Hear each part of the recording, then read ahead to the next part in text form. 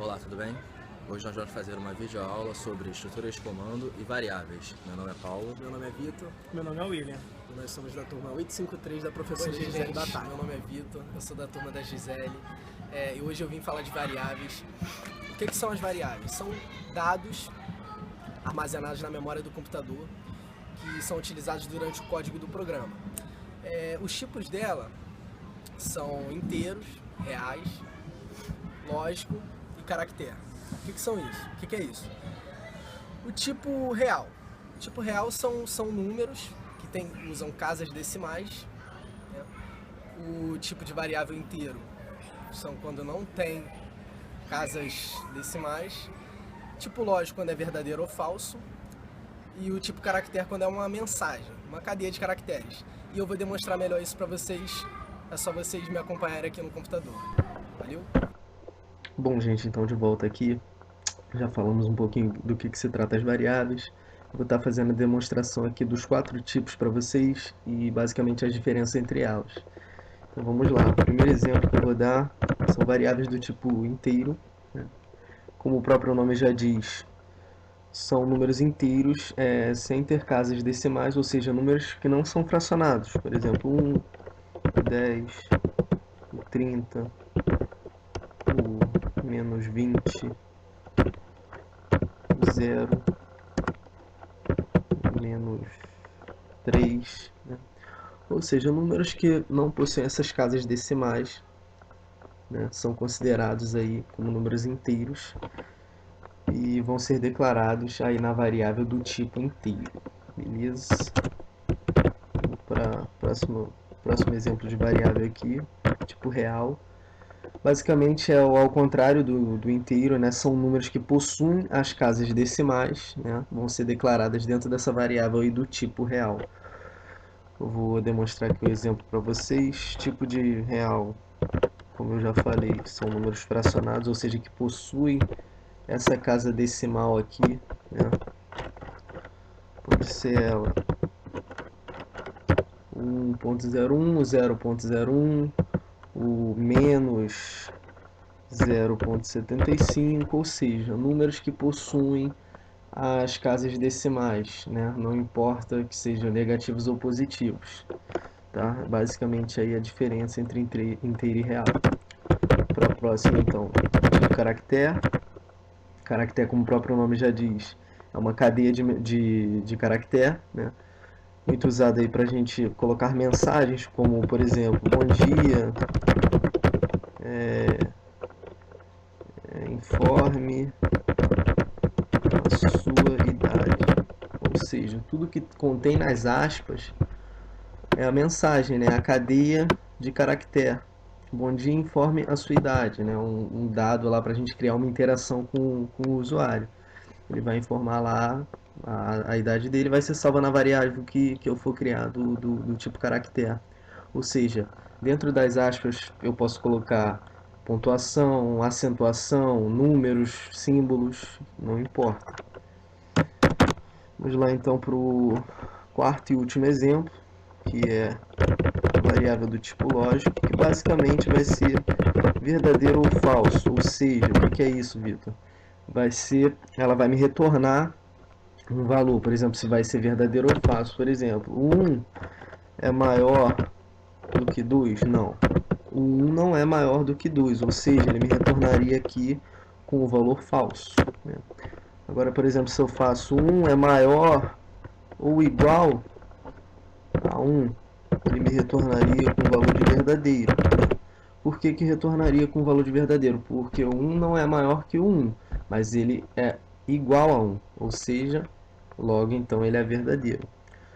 Bom, gente, eu espero que vocês tenham gostado aí, tá? O tempo era bem curtinho, foi basicamente o que deu para fazer.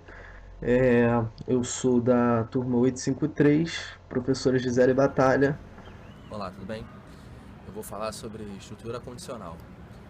Estrutura condicional é um tipo de estrutura na qual o algoritmo é executado baseado em alguma condição, como o próprio nome já diz. Ela se divide em 2 tipos, simples e composta. A condicional simples só existe uma condição, que é no caso quando Baseado nessa condição, o algoritmo deve fazer tal comando. E na composta, o algoritmo recebe uma condição e ele deve fazer o comando baseado nessa condição, caso contrário, fazer de acordo com alguma outra condição. E eu vou demonstrar agora num exemplo a seguir. Agora eu vou apresentar os exemplos de condicional simples, condicional composta e estrutura sequencial. Segue o primeiro exemplo de condicional simples.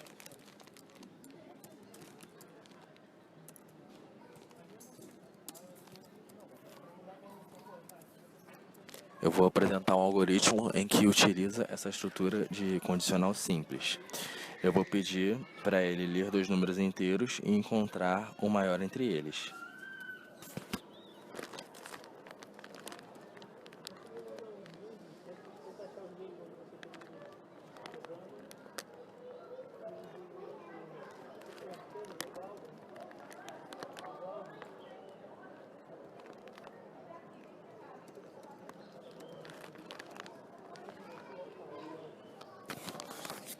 Agora eu vou declarar as variáveis, que nesse caso vai ser só inteiro.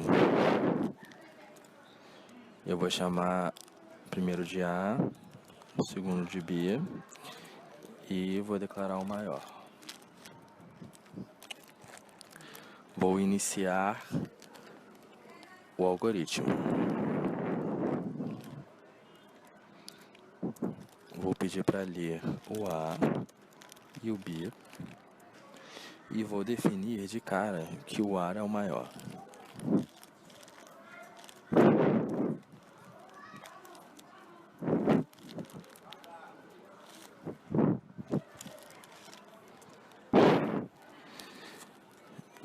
Eu vou colocar que se o B for maior que o A, ele será o maior.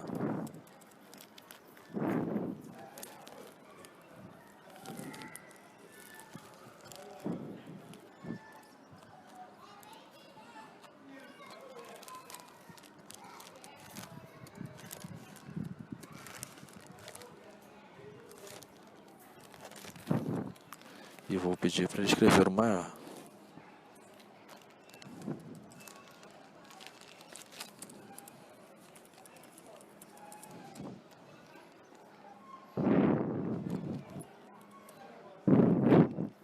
Esse foi o de condicional simples. Agora eu vou utilizar um exemplo para demonstrar a condicional composta.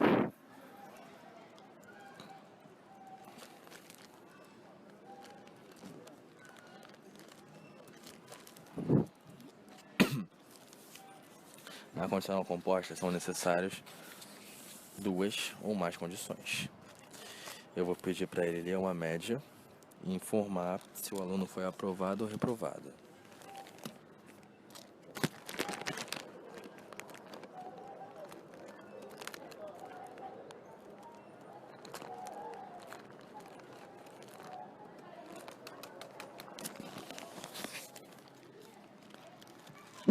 Caso a média for maior que 7,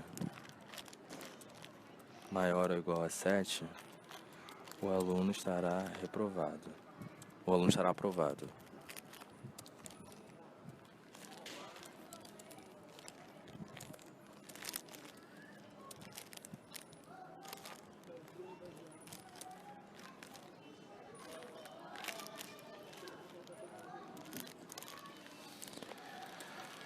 Caso contrário, ele estará reprovado.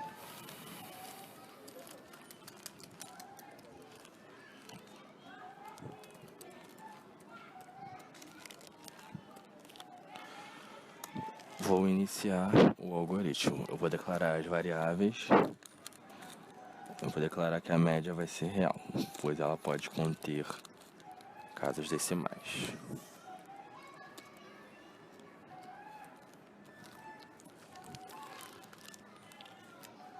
E vou declarar o caractere também, que é o aprovado ou reprovado.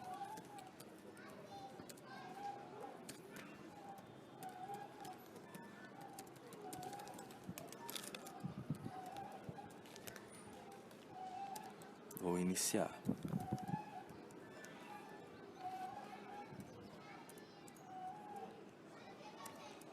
Vou pedir para ler a média.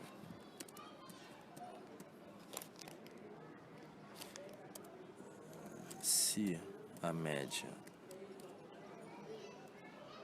for maior ou igual a 7, vou pedir para escrever aprovado.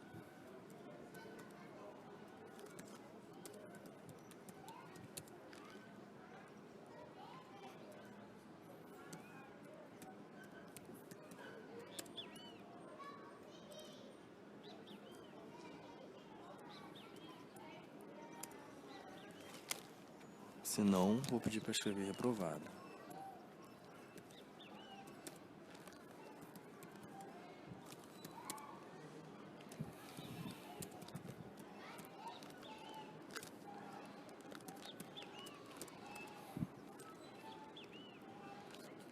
Vou fechar o algoritmo.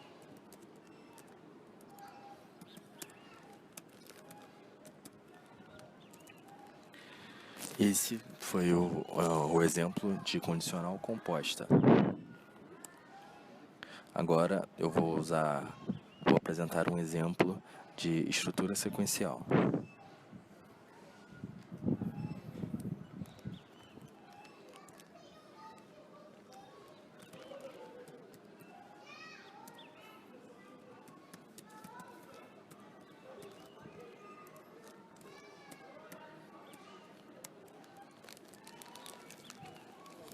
Eu vou pedir para ele calcular a soma entre dois produtos.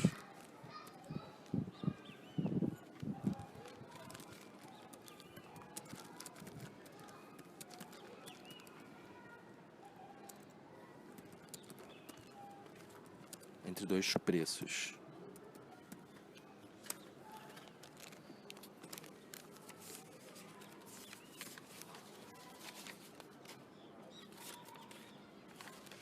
E vou pedir para informar o total da soma entre eles.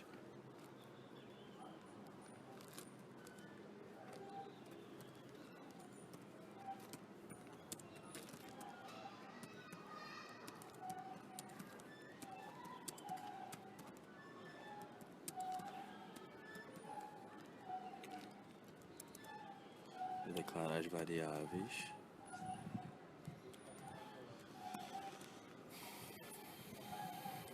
Nesse caso, o preço pode ser real. Como são dois preços, eu vou informar preço 1 e preço 2.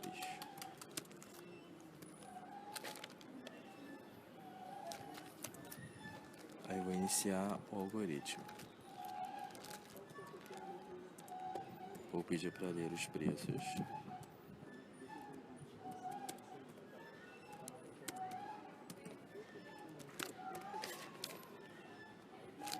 E vou dizer que o total é a soma entre esses dois.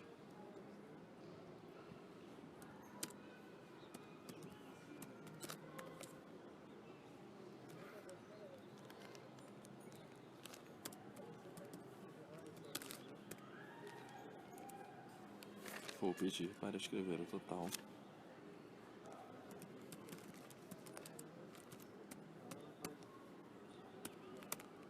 E eu vou fechar o algoritmo.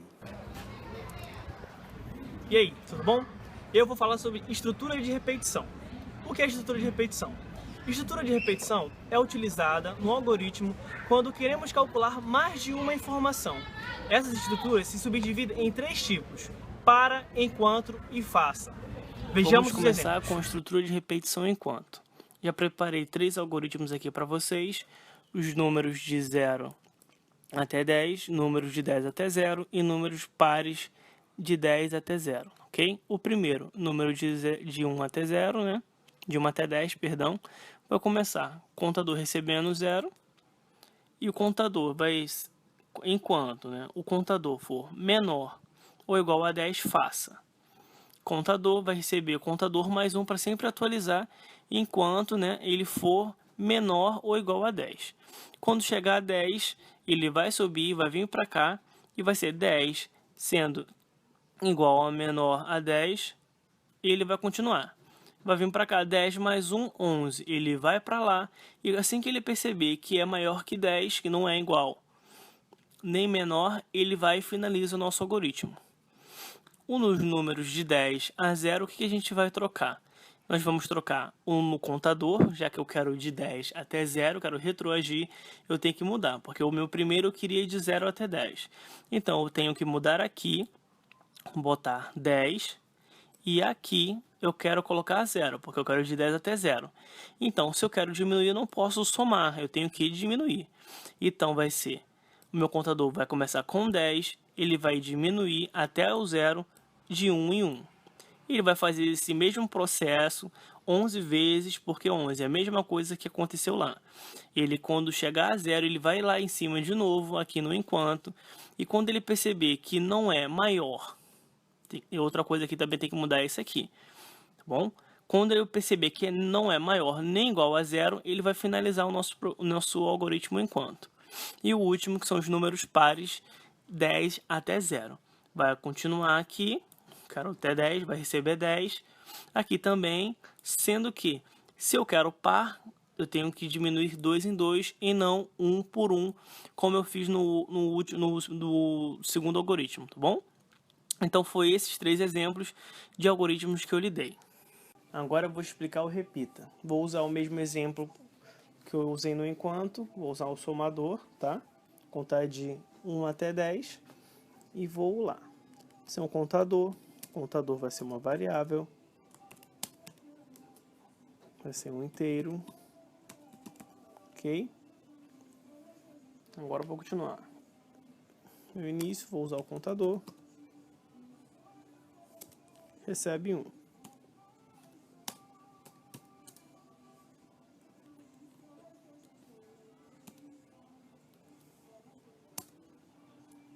Agora vem, repita.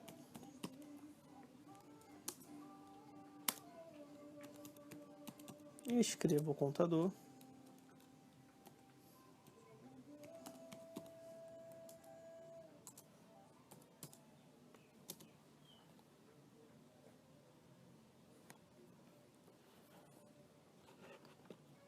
Contador. Ele vai receber o contador mais 1. Aí vem até o nosso contador